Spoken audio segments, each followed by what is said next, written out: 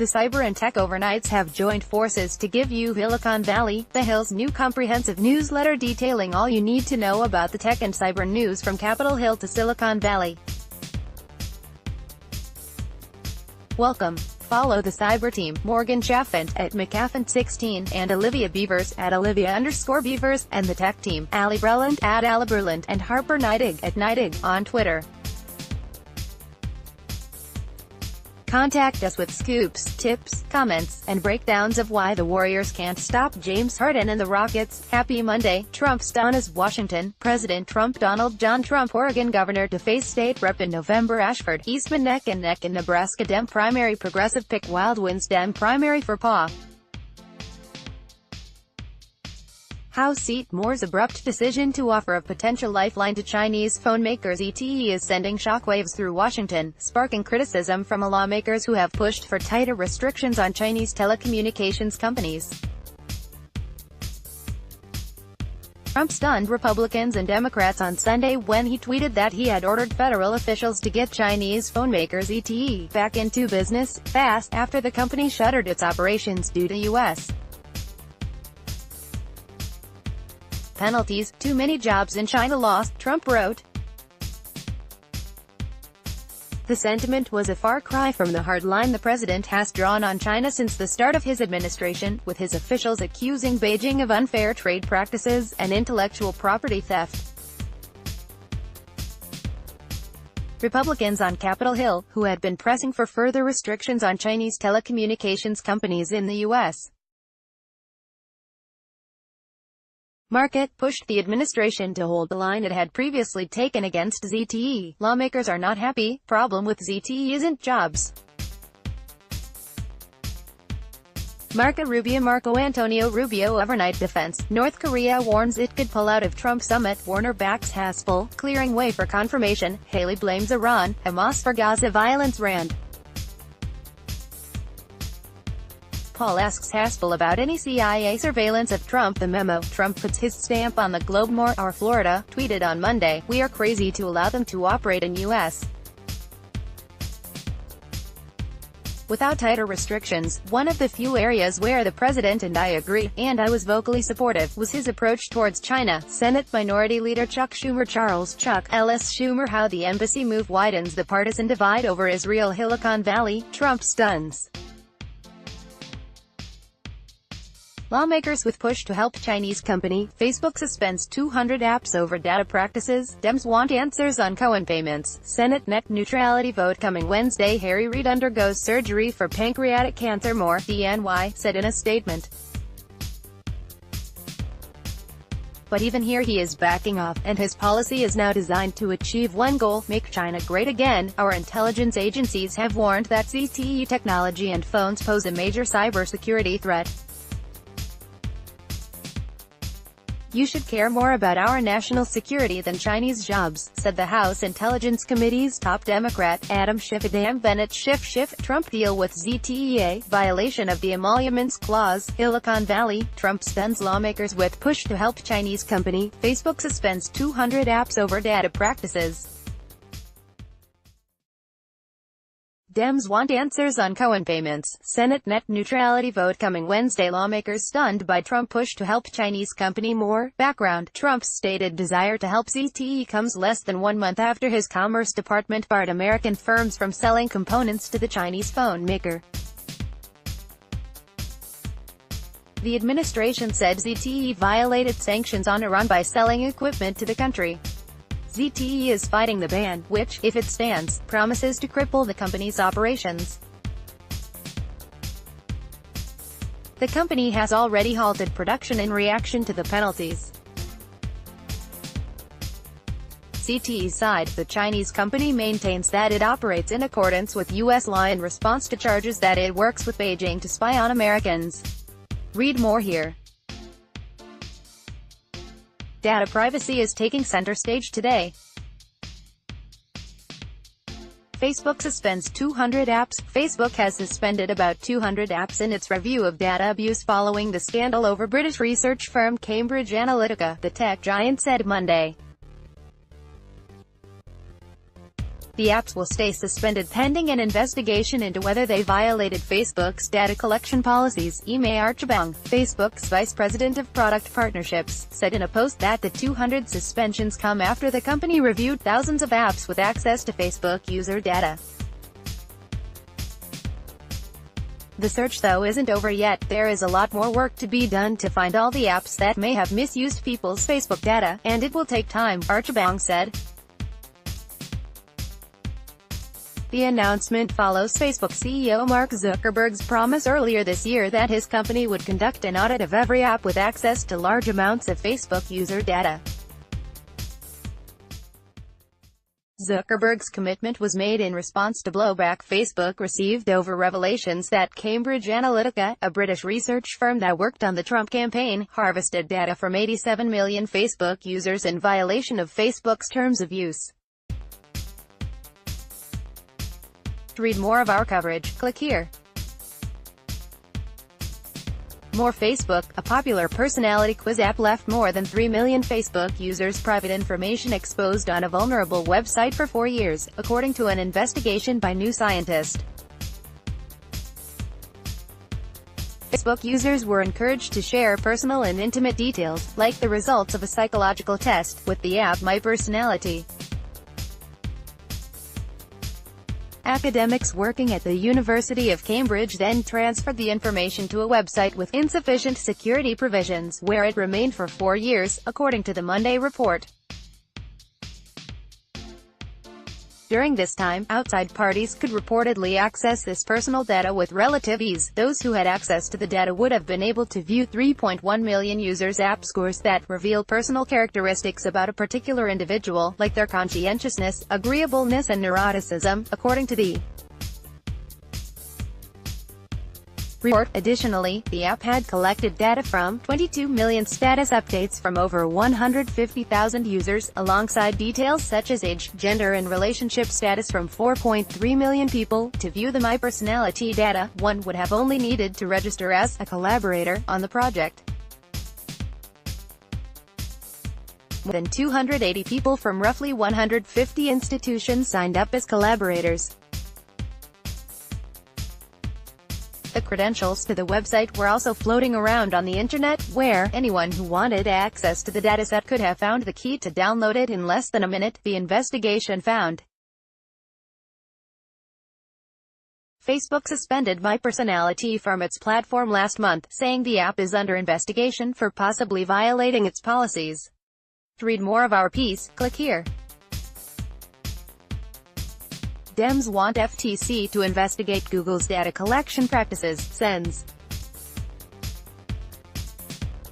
Richard Blumenthal, D. Kahn, and Edward Markey. John Markey's innate Dems call for new committee hearing on Pruitt's ethics concerns. Hillicon Valley, Trump stuns lawmakers with push to help Chinese company. Facebook suspends 200 apps over data practices. Dems want answers on Cohen payments. Senate net neutrality vote coming Wednesday. Democrats ask FTC to investigate Google's data collection practices more. DMAS asked Federal Trade Commission, FTC, Chairman Joseph Simons to investigate whether Google has deceptively collected location data on Android users, even when such services are disabled. Most consumers do not understand the level, granularity, and reach of Google's data collection, and there are serious questions about whether they have provided their informed consent and maintain a reasonable ability to avoid participating in this collection, the senators wrote. Their letter comes after a court's investigation last fall revealed that Google has been collecting location information from Android users. Even when an individual's location service is disabled, Android would gather the addresses of nearby cellular towers and then share this data with Google, a practice it began at the start of 2017, according to the court's report. Report said the inability to turn off the location services in Android poses a risk for individuals who want to conceal their location for security purposes, like law enforcement officials and victims of domestic abuse. All that it takes for users to expose themselves to this collection is to once allow an ambiguously described feature, for example when trying to display photos on a map on the Google Photo service, silently enabling the feature across devices with no expiration date, the senators wrote. To read more of our coverage, click here. Dems, Cohen questions, a group of Senate Democrats is demanding answers from at.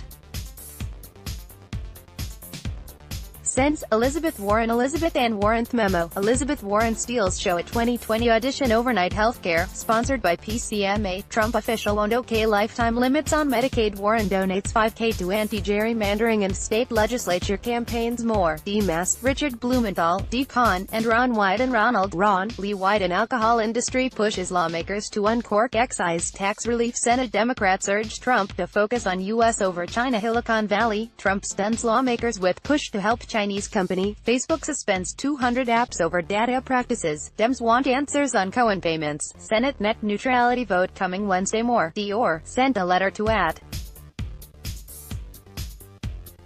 In payments were appropriate, in particular, at. Billionaire contractor to lead White House Intel board. In case you missed it, President Trump on Friday announced that Steven Feinberg, a New York billionaire who owns the giant military contractor DynCorp International, will chair a White House executive board that reviews the effectiveness and legality of foreign intelligence. Feinberg, in the early months of Trump's presidency, was rumored to be under consideration to lead some kind of broad-based review of the intelligence community, which Trump was then blaming for the departure of his first national security advisor, Michael Flynn. But that role never materialized. Now, he will head the so-called President's Intelligence Advisory Board, a committee made up of non-government employees that gets access to a wide swath of intelligence information and acts as an independent monitor on the 17 agencies that make up the intelligence community. The panel has no legal authority and its influence has risen and fallen depending on the president in question. Former President Carter once disbanded it entirely. Feinberg, who has no previous experience working in government intelligence, is the first person Trump has appointed to the board. Previous reports had suggested that Peter Thiel, the Silicon Valley venture capitalist who backed Trump in the 2016 campaign, was also in the running for the post. Read more here. Net neutrality repeal vote. Democrats are increasingly looking to make their support for net neutrality regulations a campaign issue in the midterm elections. On Capitol Hill, the Senate will vote on a measure to restore the Obama-era rules repealed by the GOP-controlled Federal Communications Commission on Wednesday. It's not clear that Democrats will be able to win the 51st supporter they need to ensure passage, but even if they fail, they think the public fight will crystallize their image as the party battling to support an open internet. And they see it as creating a public record of Republicans voting against net neutrality, which they plan to use in future campaigns. This bill does one simple thing: it gets every member of the Senate on the record for or against net neutrality. Senator Brian Shatsbury and Emanuel Schatz. Overnight healthcare, sponsored by PCMA, Trump official won't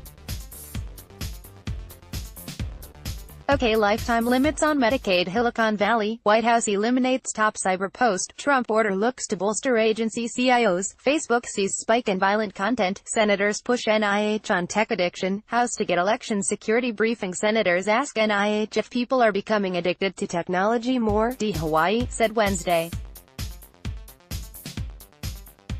Republicans are going to regret it. From a public policy standpoint and political standpoint, Democrats will force a Senate vote on Wednesday on a bill that would save the Federal Communication Commission's (FCC) net neutrality rules from repeal. Senate Democrats filed a discharge petition on the bill last week, starting the clock on the long-shot effort to preserve the Obama-era consumer protections. The legislation, introduced by Senator Ed John Markey and 8 Dems, call for new committee hearing on Pruitt's ethics concerns. Hillicon Valley, Trump stuns lawmakers with push to help Chinese company. Facebook suspends 200 apps over data practices. Dems want answers on Cohen payments. Senate net neutrality vote coming Wednesday. Democrats ask FTC to investigate Google's data collection practices. More. DMAS would use authority under the Congressional Review Act (CRA) to nullify the FCC's vote in December to roll back the rules. Under the CRA, lawmakers can force a vote in the Senate with just 30 lawmakers on board.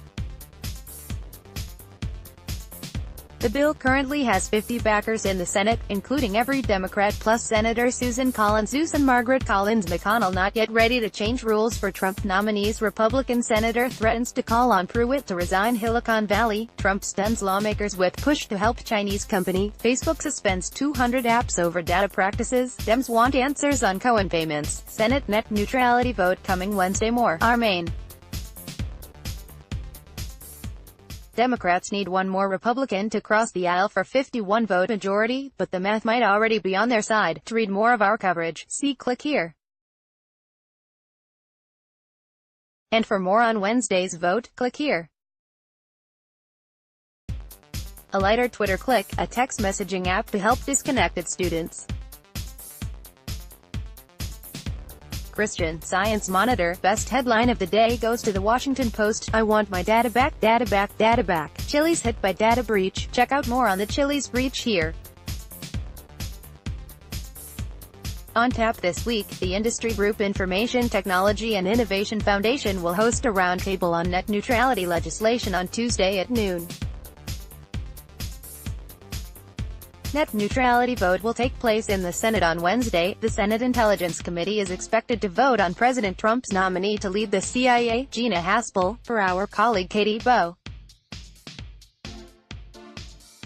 The Senate Intelligence Committee will also hold a closed-door hearing on Wednesday about the U.S. intelligence community's report about Russian interference issued last year.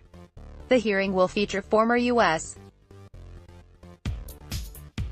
intelligence officials, including former NSA Director Mike Dennis Rogers. Hillicon Valley, Trump stuns lawmakers with push to help Chinese company. Facebook suspends 200 apps over data practices. Dems want answers on Cohen payments. Senate net neutrality vote coming Wednesday. Senate panel invites Comey, former officials to briefing in Russia probe amendment to slow Space Force shutdown in House Defense markup. More and former CIA Director John Owen Brennan. Hillicon Valley, Trump stuns lawmakers with push to help Chinese company. Facebook suspends 200 apps over data practices. Dems want answers on Cohen payments. Senate net neutrality vote coming Wednesday. Sanders on opposition to Haspel but not Brennan. It's not just the issue of torture. Donnelly announces support for Trump's CIA pick. Gina Haspel. More.